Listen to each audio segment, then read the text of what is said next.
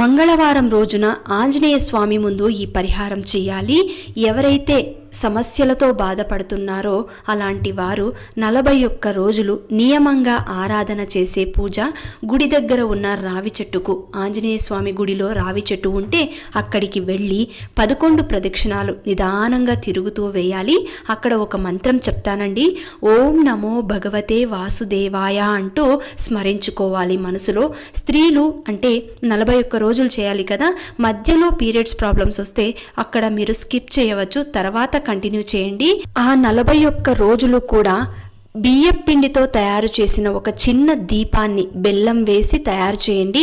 ఆ దీపాన్ని నేతితో దీపారాధన చేయవచ్చు, లేదంటే మామూలంగా నూనె మీరు ఏది వాడతారో దీపానికి అది. ఈ 41 రోజులు కూడా రావి చెట్టు దగ్గర ఈ దీపాన్ని వెలిగించాలి. మీ మనసులో ఉన్న సంకల్పం గట్టిగా కోరుకుంటే ఆ హనుమంతుడు ఇచ్చేస్తాడు.